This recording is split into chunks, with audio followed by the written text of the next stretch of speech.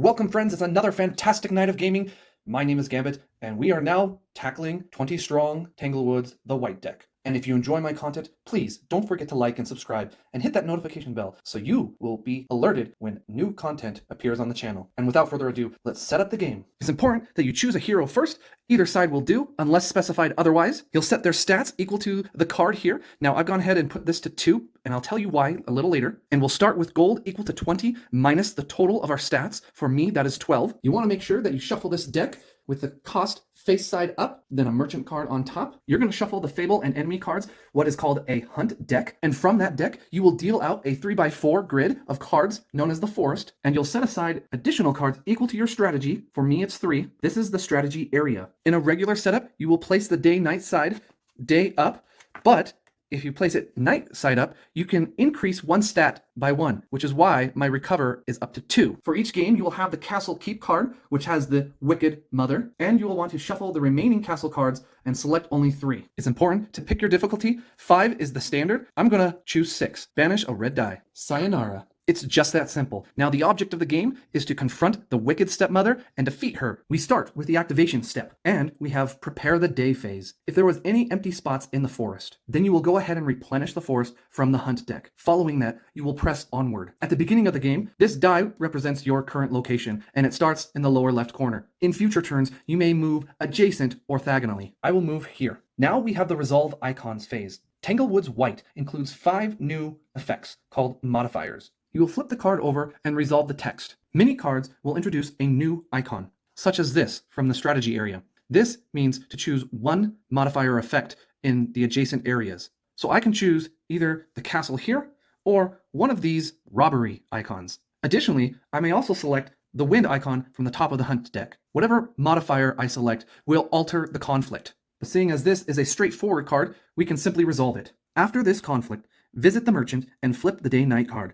During this visit to the merchant, you cannot buy items with an even gold cost, after all other modifications. Every time you visit the merchant, you will reveal 3 items. You may purchase as many you can afford, but you can only keep a number equal to your strategy. So for me, 3. And I think Knobbly Stick is a great investment. There are also additional actions that you can pay the merchant to perform, such as Scout. I'm going to pay 5 gold to flip over any card on its castle side, and I will reveal the Magic Mirror. Resolve the effects of all non-hand cards in the Magic Mirror's castle stack twice. So for every card I stack on the Magic Mirror that is hands, I won't have to activate it twice. Having spent 8 gold, I'm now down to 4. And that will actually do it for this round. No formal engagement phase for this round. We prepare the day phase and press onward.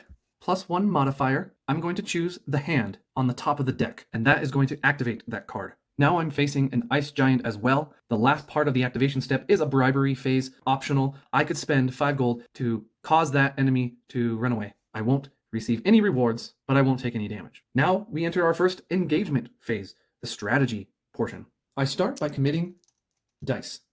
Then I roll and apply 3, 2 for critical. 1 hit here causes this to be defeated. And before the battle is over, I can form another strategy. I'll commit a blue die, and you re-roll all unapplied dice. 2. And for my last roll, I will not get enough. Now we go to the resolve portion of the engagement. First is Suffer. He deals 2 damage. That takes me down to just 1 health. Then there would be after effects, but we don't have them on these enemies. Then we exhaust all the dice that we committed, whether applied or not. And my recover stat is 2, so I recover 2 purple. Having defeated him, I will gain 4 gold, and the first enemy you defeat in any engagement, you get to select which castle stack to place it in. I'm not keen on activating it twice for the Magic Mirror, so I'll place it there. And although I didn't defeat him, I will get to visit the merchant and flip the day-night card. And 4 gold. So the Huntsman has an ability. Enemies with the hand modifier have -2 health to a minimum of 1. So in reality, I actually did defeat him because he would have 3, and I applied 4 hits. So I get 5 more gold, up to 13. These are my new options. I am going to buy Cheat Code and Gorp for 4, and 4 more to Forge. Flip the cheat code item to its upgraded side. That's 8 gold. Now I can use this to upgrade up to 3 other items in your inventory. So I will get a Great Gorp, and I will use this instantly to gain 2 health, and then after use, flip to its ordinary side, take me back to 3. And the Master Walking Stick. Each time you move down or to the left, plus 1 health and recover 1 die. Prepare the day and press onward. It has add an additional enemy that could either be from the strategy area or the top of the hunt deck, and I have chosen an arm and a leg from the strategy area. I will commit 3 dice for now. And 5 is enough to defeat it. Now, if Yuman is the first enemy defeated, do not add any cards to the castle stacks. Exhaust and recover. Gain 6 gold, up to 11 now. I'm not going to minus any stats, but I can still visit the merchant and flip the day-night cycle. It's time to shop. I'm going to buy the catalog for 3 and forge it to its improved side. Now I can visit the merchant anytime I want by paying 1 gold, and I'll forge again to get the Great Gorp, so I can use it right away to heal +2, then flip it back to its ordinary side. Up to 5 health. Forging twice and buying that item saps me of all my gold. Prepare the day and press onward. I will select the castle modifier to add the top card of the hunt deck. There. After resolving a castle modifier, I will flip over and add an additional enemy. I will add from the strategy area Devilish Moonbeam. 2, 4, 5, 6 is enough to defeat it. I will suffer 1 damage. I get to improve my recovery 1. It's now up to 3. And recover 3. And we'll place him there. Prepare the day and press onward. Add an enemy. I'll add the top of the deck. Unfairest of them all when activated. Place this card on top of your hero card. You cannot use the ability or flip while it is there. The next time you activate another fable or add an enemy, discard this card. My walking stick lets me heal 1 and recover a die. I'm going to start with 3 dice. I'll add 2 more dice. And overkill. I gain 6 gold. Recover 3. And this will not be added to a castle stack. Prepare the day. And press onward. Select 2 modifiers. I will select robbery 2 times. I'm going to lose 1 health for each robbery. Then immediately move to the forest card below or to the left. If there is a conflict card there, immediately activate it and add it to this engagement. It cannot be bribed, and it does not trigger any enemies or modifiers. My walking stick will help me recover a die and heal. And moving to the left will activate my walking stick again. I'm just going to try with my 2 first. That's enough to defeat it. I will suffer the 2 damage from there. I will get 6 gold, all the way up to 12. Not all enemies were defeated, so I can ignore that, and this is only for a nighttime phase. You flip this, and all I have is robbery icons. Then recover 3. These are my options for the merchant. I'm actually going to forge this for 4 gold, and use it again for 2 more health. I'm going to sharpen to recover the weakest banished die. And I'm going to mend twice to recover 2 dice. That costs 11. Prepare the day, then press onward. Facing the forest dragon. And since it is night, yellow hits deal 1 damage extra. This is 3. That's 5 and 6. Reroll. And he's defeated. 9 gold. Recover 3. Oh look, another robbery. Visiting the merchant, and I'm not going to buy anything. I will scout for 5, and we have the Crystal Undertaker. And mend 3 times to recover the rest of my dice. Actually, I can only afford to mend twice for 1 gold and 1 dice left. Prepare the day and press onward. Big bad wolf spider. I also forgot to flip this after the dragon. That's enough to defeat it. I improve my recovery. Exhaust. Recover 4. Flip. And there's nothing I can afford in the merchant phase. Prepare the day, then press onward.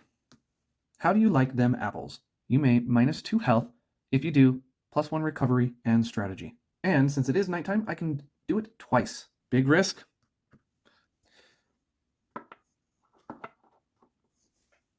After activating that fable, I may now discard this card. So my ability is active again. Prepare the day and press onward. Moving left, I get to heal 1 and recover a die. You may exhaust up to 4 dice and gain 5 gold for each die exhausted this way. Then visit the merchant and flip the day-night card. Now, since it is nighttime, before I flip, I cannot mend.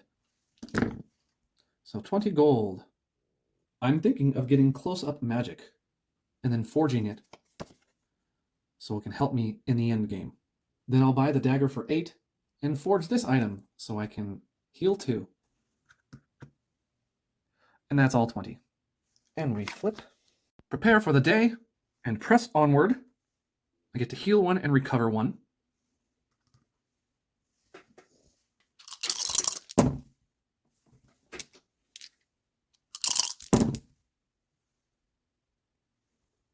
Four re-rolls. That's enough to defeat him and get 5 gold. And I get 5 gold.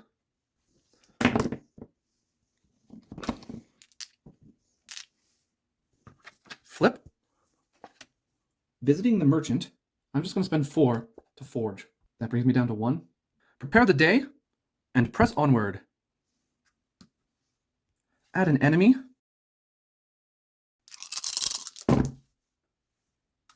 Two for my second roll. This is 2 in the middle of the night, so 7. And 3 there. For my third roll,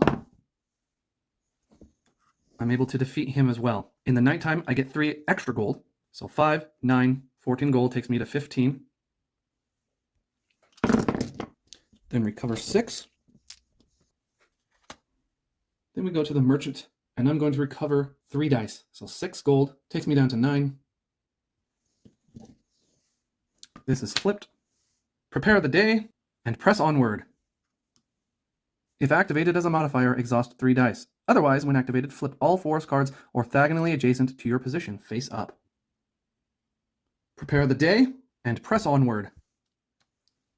The modifier, I'll use the wind, which exhausts your strongest die, but Prince Charming can ignore that and recover 1 die. 3 is enough to defeat it. It's not nighttime, so I gain 4 gold, up to 13. Exhaust, recover. I'm going to use my actual magic to discard the top card of a castle stack and replace it with this card. When this card is activated from a castle stack, ignore the modifiers of the next 3 cards activated. And I'll do it on that stack. Prepare the day and press onward. I'm going to add an enemy from the top of the hunt deck, and it's just a grocery day. That's 2 gold, takes me to 15. Exhaust, recover.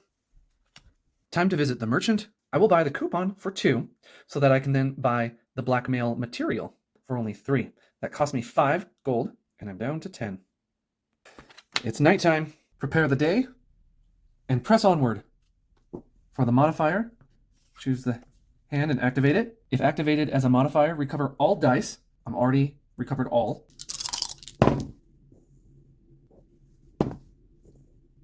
That will defeat him and gain 4 gold. The dice will be exhausted and recovered. He's the first enemy defeated, so I flip my hero and I'll place him there. I also flip the day-night, and for my final visit to the merchant, I'm going to forge this item for 4 to get Mysterious Emerald Dagger. That leaves me with 10 remaining. The end game works a little differently than most 20-strong decks. I will have to face each individual mini-boss before the Wicked Stepmother, and all the enemies that I have defeated up to this point are essentially going to boost the mini-boss in some fashion. If I can defeat all the mini-bosses and then the Wicked Stepmother, then I win. Facing the Crystal Undertaker, I resolve every modifier in order, from top to bottom. His ability allows me to discard 1 item to ignore the effect of 1 card in the stack. I'll get rid of my Seer's Catalog to discard this. For this, I'll take a health loss, and the second one, another health loss. There were 3 cards in that castle stack, which means I'm allowed to roll 3 dice in this confrontation. I commit dice as normal, have my rerolls. I successfully defeat him, and after each mini-boss, you get a recovery phase, so these would be exhausted, then recovered. I'm going to use my Great Gorp to +2, then flip it to its casual side, That brings me back to 5. The magic mirror says to resolve the effects of all non-hand cards in the magic mirror's castle stack twice. I have the black mail, which allows me to reduce their bribery. So Devilish Moonbeam is 1 and Ren is 3. So I will spend 4 to bribe them. That leaves me with 6. And that leaves me with 2 dice for this confrontation. I'm going to roll the green. And that is 3 damage. My Emerald Dagger gets +1. I'll exhaust and recover those dice. The Witch Queen. When resolving one card from the Witch Queen's castle stack that does not have the hand modifier, you may choose to activate the card instead of resolving its modifier effect. If you do so, +1 health. For the first card, I will discard this as it's not useful anymore. And the second one, I will lose a health. Again, I have 2 dice for this confrontation. Again, the green. Defeated. Exhaust and recover. And lastly, the Wicked Stepmother. Place the Day-Night card on its night side. When resolving one card in the Castle Keep stack with the Apple modifier, ignore its effect and -1 to any one stat instead. Then flip the Day-Night card. At the start of the next engagement that takes place at night, while the Evil Stepmother is active, select a random castle card from the box. The Evil Stepmother gains its night effect and +1 damage. When this card is activated from a castle stack, ignore the modifiers of the next 3 cards activated. 1, 2, 3. That is 4. I'll be rolling 4 dice maximum. My second reroll. My third reroll. My dagger increases each hit by 1. That's enough to defeat her. And that will do it, folks, for 20 strong Tanglewoods the White deck. This one was probably the most complex in terms of rule set. It is much more enemy heavy than the other decks, and I always felt like I was struggling with having enough money or gold, so I was unable to scout effectively. So that will do it for the entire Tanglewoods series. I had a lot of fun. Thank you for tuning in, and let me know what you think of the game in the comments below. And I'll see you next time when I play it quick.